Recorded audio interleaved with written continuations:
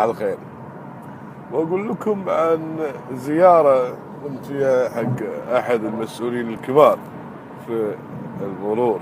كنت بمكتبه واكلني كاكاو بنجوم، وتكلمنا في الجريمه اللي قاعده تحصل في الدائري السابع. قلت له يا استاذ، الدائري السابع في مجموعه اشباح قاعده تمشي عليهم لوحات نقل عام. اشباح عليها نقل عام؟ قلت ايه، هذه الاشباح تابعه للتجار. كان قاعد عنده واحد تابع لاحد النواب الذين يعتبرون اذناب ايران. بعد ما بدا النقاش وصلت له الرساله بان نحتاج الى ان يطبق قانون المنع. كان يقول لي اكو منع الدائري السابع. قلت له شو ما في منع؟ القانون عام وليس خاص، وبالنسبة للمرور فهو عام لجميع المركبات، والمنع على النقل العام.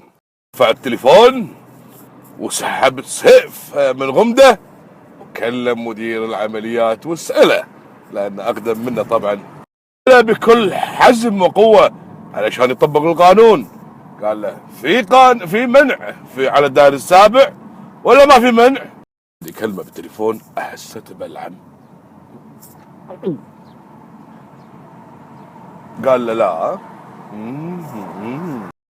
بعدين قال له الله يعطيك العافيه، ما قصرت وسكر التليفون. ولا زال هذا الشخص اللي تابع لي ذنب ايران. انا لا زلت اكل كاكاو بنجوم وقاعد مع احد اذناب ايران. وطبعا هذا المسؤول قمعني رد صريح، قال لي تبينا نوقف شريان البلد ونوقف التجار ونعطلهم؟ ما يصير. المفروض افهمها، يعني مصلحة التجار ولا ارواح الناس؟ مصلحة التجار ولا تطبيق القانون؟ يعني اعلم لو طبق القانون شلون بياكل كاكاو بنجوم؟ شلون؟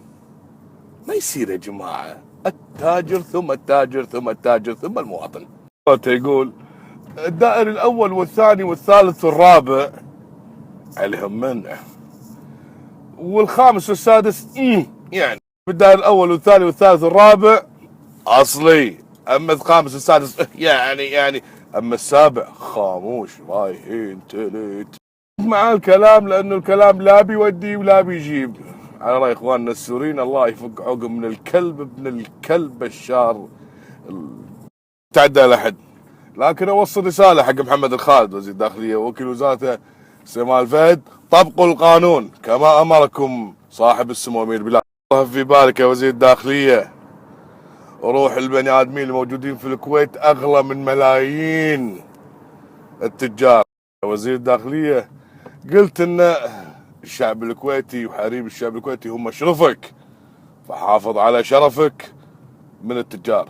زمن المسخ وقرارات التجار هي اللي قاعد تمشي. ما اعتقد ساعتين راح تخسرهم، لكن ما نبي نخسر ارواح كثيره بسببهم. هي لما تطبق القانون يا محمد الخالد على التريلات وقانون المنع، ايش كثر راح تخف الزحمه وتحافظ على ارواح كثيره.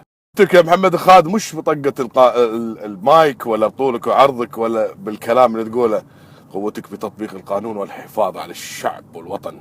يا محمد الخالد نحن لسنا في مواجهه معك لان الشعب تعبان ومتألم، لكن نقول لك طبق القانون وحافظ على الشعب.